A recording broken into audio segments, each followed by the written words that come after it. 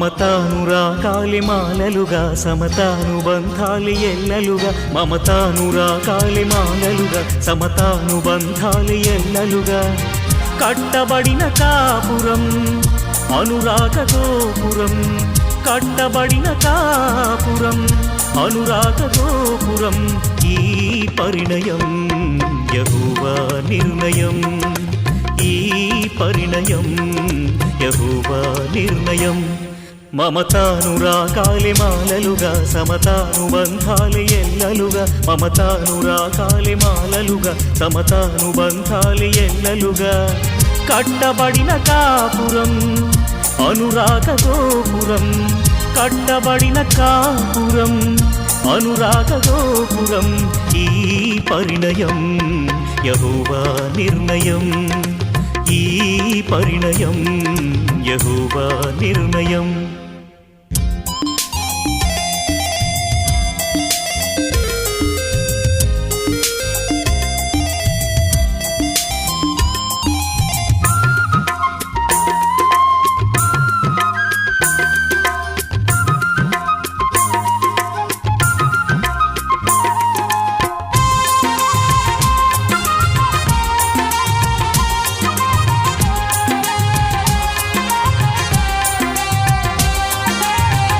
వరుడైన క్రీస్తు వధువైన సంఘమును ఎంతగానో ప్రేమించి ప్రాణమునే అర్పించే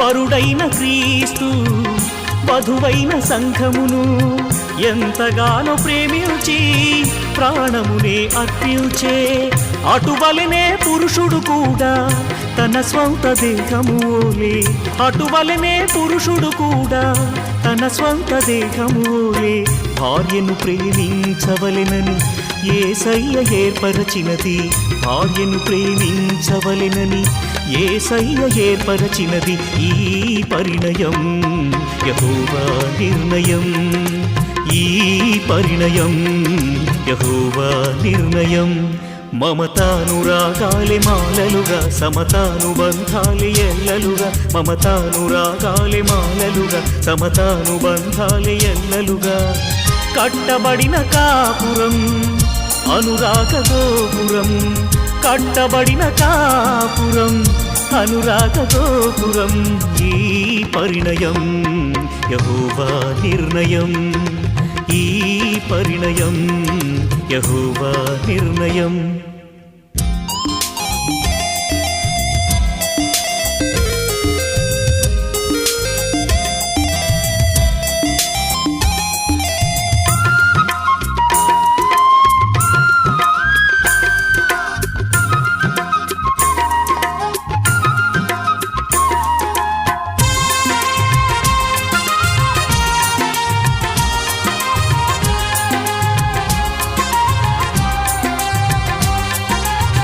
కుమారుడు క్రీస్తు శిరసైన తండ్రికి అన్ని వేళలందు విధేయత చూపే కుమారుడు క్రీస్తు శిరసైన తండ్రికి అన్ని వేళలందు విధేయత చూపే అటువలనే స్త్రీ కూడా శిరసైన పురుషునికి అటువలనే స్త్రీ కూడా శిరసైన పురుషునికి అన్నిటిలో విధేయురాలిగా ఉండునట్లు ఏర్పరచినది అన్నిటిలో విధేయురాలిగా ఉండునట్లు ఏర్పరచినది ఈ పరిణయం యెహోవా నిర్ణయం ఈ పరిణయం కుటుంబ సభ్యులకు మరి వేదికను అలంకరించిన దైవజనులకు ప్రభు అయిన యేసుక్రీస్తు నామమున నా హృదయపూర్వక వందనాలు తెలియజేస్తూ ఉంటాను. ప్రియమైన దేవుని బిడ్డలారా, మరి నేను పెండ్లి కుమారుని తరపున దైవ సేవకునిగా ఇక్కడికి వచ్చి ఉన్నాను. వివాహానికి ముందుగా ఇప్పుడు చాలా విషయాలు ప్రధానం గురించి మాట్లాడి ఉన్నారు. మొట్టమొదటిగా మనం చూసినప్పుడు మొట్టమొదటిగా ప్రధానాన్ని దేవాది దేవుడైన యెహోవా ఆదామునకు గాఢ నిద్ర కలుగజేసి అతని ప్రకటింపులో దేవుడైన యెహోవా ఆయన ఆలోచన ప్రకారంగా ఎముకను తీసి స్త్రీగా చేసిన మొట్టమొదటి ప్రదానం చేసింది దేవాది దేవుడైన యెహోవా. ఆ ప్రధాన కార్యక్రమాన్ని సిద్ధపరిచి అప్పుడు ఆదాము దగ్గరికి తీసుకొచ్చాడు. ఇప్పుడు కూడా సిద్ధంగా ఉన్న పెండ్లి కుమారుడు బుజ్జిబాబు అలాగే అపర్ణ వీళ్ళిద్దరూ కూడా మరి దేవుడు ముందుగానే నిర్ణయించాడు గనక వాళ్ళని అలంకరించి వివాహం చేయబోతున్నాం. కానీ మొట్టమొదటిగా ప్రధాన కార్యక్రమంలో దేవుడే ఈ సంకల్పాన్ని వివాహం కానీ ప్రధానం కానీ దేవుడే సంకల్పించాడు. తదుపరి మన విశ్వాసులకు తండ్రైన అబ్రహాం విషయంలో తన దాసుని పిలిచి అంటాడు, అయ్యా మన కుమారుని కొరకు పెండ్లి కుమార్తె కావాలన్నప్పుడు అతడు కూడా చేసిన పని అన్నీ చదివించడానికి మనకు సమయం లేదు కనుక ఆదికాండ 24 అధ్యాయంలో చెప్పినట్లుగా అతడు ప్రార్థనాపూర్వకంగా బయలుదేరి వెళుతున్నాడు. అబ్రహాము ఏ విశ్వాసంతో ఉన్నాడో అతడు కూడా ఏం చేశాడు, ప్రయాణం అంతా కూడా ప్రార్థనే. ఆ బావి దగ్గరికి వచ్చినప్పుడు కూడా అతడు చేస్తున్న పని ఏంటి, ప్రార్థనే. అందుకే మన విషయాల్లో మనం గమనించవలసింది ఏంటంటే ప్రార్థన సాధించలేనిది ఏమీ కూడా లేదు. మనం ఏం చేస్తామంటే ఈ బయట అలంకరణలకే ఎక్కువ ప్రార్థన చేస్తాం, కానీ ప్రార్థనకి చాలా తక్కువగా సమయాన్ని ఇస్తాం. మొదట మనం చేయవలసిందంటే ప్రార్థన. అబ్రహాము ప్రార్థన చేసి పంపించాడు ఎలియాజర్ని. ఎలియాజర్ కూడా ఏం చేశాడు, ఆ యొక్క బావి దగ్గర ప్రార్థన చేస్తున్నాడు. ఒక ఆలోచన కలిగి ఇక్కడే వచ్చిన కన్యకలతోనే మాట్లాడతాను అని చెప్పేసి ప్రార్థనాపూర్వకంగా మాట్లాడాడు కనుక అబ్రహాములో ఉన్న దేవుడు ఎలియాజర్లో ఉండి మాట్లాడాడు ఆ యొక్క రెబెక్కాతో. దేవునికి స్తోత్రం. కనుక మరి ఈ సమయంలో మన బిడ్డలను కూడా ప్రార్థనాపూర్వకంగా పెంచినప్పుడు వారి యొక్క విశ్వాస జీవితం మెరుగ్గా ఉంటుంది, వారు ఆశీర్వదించబడతారు, వారు దీవించబడతారు. రెండవదిగా చూసినప్పుడు అబ్రహాముకి విశ్వాసం ఉంది, ఆ విశ్వాసం తన కుమారుడైన ఇస్సాకు కూడా ఉంది. ఎందుకంటే సంబంధాన్ని చూడడానికేమో దాసుడు వెళ్ళాడు, ఇతడు చేస్తున్న పని ఏంటంటే పొలంలోకి వెళ్ళి ధ్యానం చేస్తున్నాడట, ప్రార్థన చేస్తున్నాడు. ఇప్పుడు ఏదైనా సంబంధం ఓ ఫోటో వచ్చిందనుకోండి, 10 మందికి చూపించి ఎలాగుందో చెప్పు, ఏ సినిమా యాక్టర్ లాగా ఉందా లేకపోతే పలానోళ్ళలాగా ఉందా, 10 మందికి చూడరా నేను ఎలాంటి సంబంధం చూసుకుంటానికి సిద్ధపడుతున్నానని చెప్తాడు పెళ్లి కొడుకు. కానీ ఇస్సాకు అలాగే చేయలేదు. ఏం చేశాడు, పొలములోకి వెళ్ళి ప్రార్థన చేస్తున్నాడు. ఆ అధ్యాయం మీరు తర్వాత చదువుకుంటే మీకు అర్థమవుతుంది. ప్రార్థన చేస్తున్నాడు. మరి అక్కడ ఎలియాజర్ వెళ్ళి పెండ్లి కుమార్తెని సిద్ధం చేస్తున్నాడు. ఇక్కడైతే ఇస్సాకుని మాత్రము దేవుడు సిద్ధపరిచాడు. హల్లెలూయా. ఎప్పుడైతే దేవుడు సిద్ధపరిచాడో ఆ రెబెక్కాని తీసుకొస్తున్నప్పుడు ఆ రెబెక్కా అంటుంది, ఎవరయ్యా ఆయన అంటే నా యజమానుడు కుమారుడు ఆయన అంటే, వెంటనే ఆమె కూడా విశ్వాసంతో ఎలియాజర్లో ఉన్న పరిశుద్ధాత్మ దేవుడే రెబెక్కాలో కూడా పనిచేశాడు. వెంటనే దిగి ఆమె తన ముసుగు వేసుకున్నట్లుగా దేవుని యొక్క వాక్యం సెలవిస్తుంది. ఎందుకంటే ఇక్కడ ఇస్సాకు ప్రార్థన చేస్తున్నాడు, అక్కడ అబ్రహాము ప్రార్థన చేస్తున్నాడు, అక్కడ ఎలియాజరు, ముగ్గురు ప్రార్థన చేశారు ఒక్క వివాహం కోసం. మరి ఇక్కడ ఉన్నవారు ఎంతమంది ప్రార్థన చేశారో మరి వివాహం కొరకు. మేము బుజ్జిబాబు కోసం అయితే ఎప్పటి నుంచో మేము ప్రార్థన చేస్తున్నాం. వాడు చిన్ననాటి నుంచి కూడా సండే స్కూల్ నుంచి కూడా ఇప్పుడు వరకు కూడా దేవునిలో ఎదిగిన బిడ్డ. నా సంఘంలో మరి దేవుని యొక్క సన్నిధిలో అనేక కార్యక్రమాల్లో పాల్గొంటూ అనేక దేవుని పనులు చేయడానికి సిద్ధపడిన బిడ్డ కనుక మరి ఆ విధంగా తర్పీదైది ప్రార్థన చేస్తున్నాం. దేవుని చిత్తం ఏంటా, మరి దేవుడు అద్భుత రీతిగా తన స్వజనుల మధ్యనే మరి దేవుడు అపర్ణాన్ని దేవుడు ఏర్పాటు చేశాడు.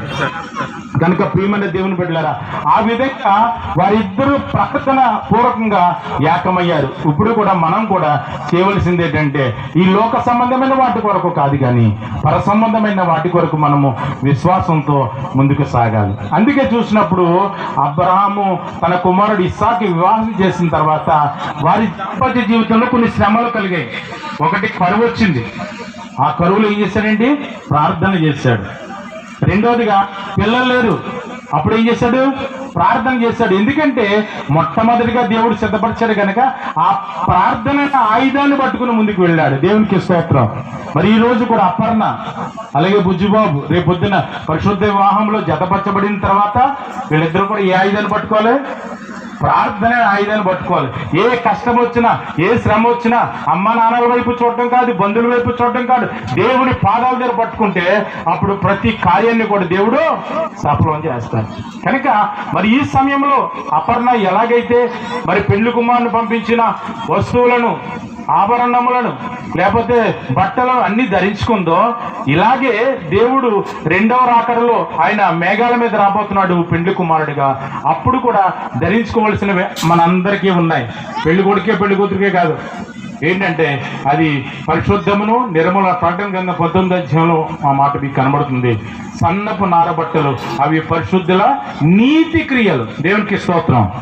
ఇక్కడి నుంచి ఈ వివాహం శరీర సంబంధం జరుగుతుంది, కానీ ఆత్మీయ సంబంధంగా వరుడుగా రాబోతున్న మరి పెండ్లి కుమారుడిగా రాబోతున్న యేసుని ఎదుర్కోవాలంటే మనకు కావాల్సింది ఏంటండి? గుణాలు, పరిశుద్ధ గుణాలు, నీతి క్రియలు, అవన్నీ కూడా మనం జరిగించాలి. అవి జరిగించాలంటే ఇప్పటి నుంచే ఆయన పాదాలు పట్టుకుంటే ఆయన మనలను ఆదామును సిద్ధపరిచినట్లుగా, లేకపోతే అవ్వను సిద్ధపరిచినట్లుగా, అలాగే ఇస్సాకును సిద్ధపరిచినట్లుగా ఉన్నారు. కనుక మనం ఏమి చేసినాను ప్రభు నామ మహిమార్థమే చేస్తూ ఆయన కనపరుస్తూ ఆ వివాహంలో, ఆదామవుల వివాహంలో ఎలాగైతే దేవుడు ఉన్నాడో, అలాగే ఇస్సాకు రేబెక్కా వివాహంలో ఆ పరిశుద్ధాత్ముడు ఎలా పనిచేస్తాడో, అదే విధంగా రేపు జరుగుతున్న మరి పరిశుద్ధ వివాహ కార్యక్రమంలో బుజ్జిబాబు అలాగే అపర్ణను దేవుడు వారిద్దరిని కూడా జతపరిచి ఆనాడు వాటిని ఎలాగైతే ఆశీర్వదించాడో అలాగే బిడ్డలిద్దరిని కూడా ఆశీర్వదించి ఆయన మహిమ కొరకు నడిపించును గాక. దేవుడి కొద్ది మాటలు మన వినికిడిలో దీవించును గాక. సత్పించిన అధ్యక్షుడికి హృదయపూర్వక వందనాలు తెలియజేస్తున్నాను.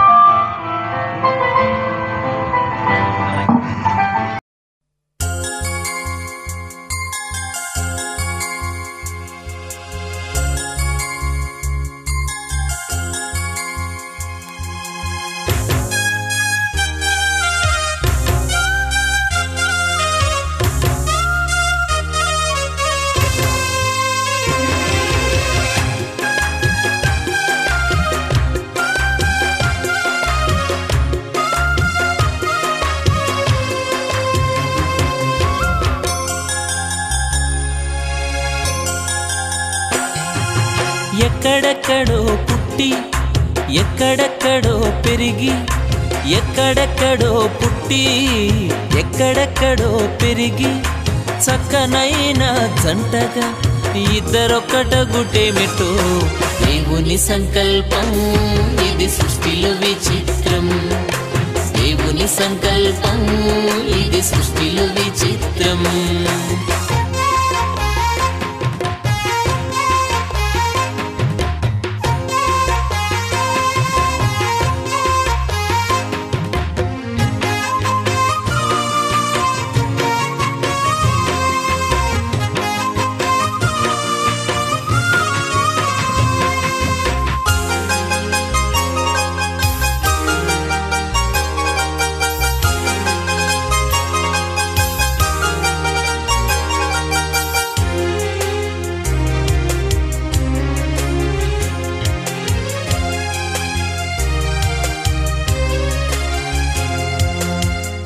ఒంటరి బ్రతుకులు విడిచెదరు, ఒకరి కొరకు ఒకరు బ్రతికెదరు.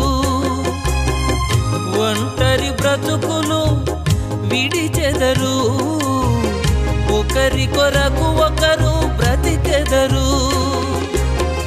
పెళ్లినాటి నుండి తల్లిదండ్రుల వదలి భార్య భర్తలు హత్తుకొనుటేమిటో దేవుని సంకల్పం. ఇది సృష్టిలో విచిత్రం. దేవుని సంకల్పం ఇది సృష్టిలో విచిత్రం.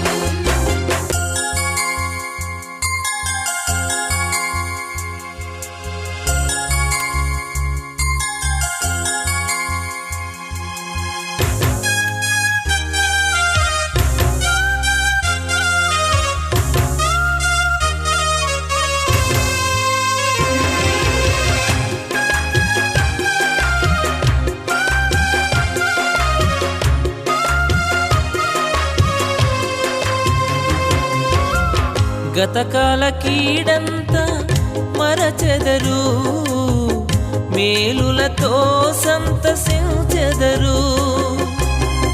గతకాల కీడంతా మరచెదరు, మేలులతో సంతసించెదరు. పెళ్లినాటి నుండి ఒకరి కష్టం ఒకరు ఇష్టముతో పంచుకొనుటేమిటో. దేవుని సంకల్పం ఇది సృష్టిలో విచిత్రం. దేవుని సంకల్పం ఇది సృష్టిలో విచిత్రం.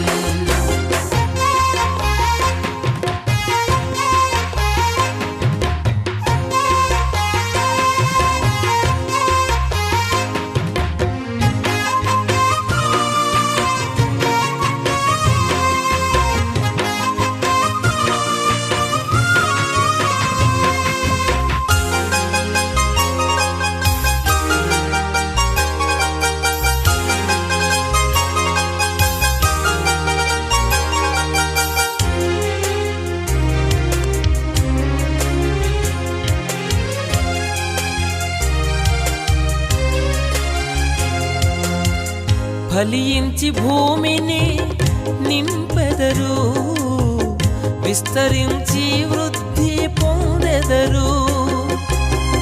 ఫలించి భూమిని నింపెదరు, విస్తరించి వృద్ధి పొందెదరు. పెళ్లినాటి నుండి మా కుటుంబం అంటూ ప్రత్యేకముగా ఎంచుకొనుటేమిటో. దేవుని సంకల్పం ఇది సృష్టిలో విచిత్రం. దేవుని సంకల్పం ఇది సృష్టిలో విచిత్రం. ఎక్కడెక్కడో పుట్టి ఎక్కడెక్కడో పెరిగి, ఎక్కడెక్కడో పుట్టి ఎక్కడెక్కడో పెరిగి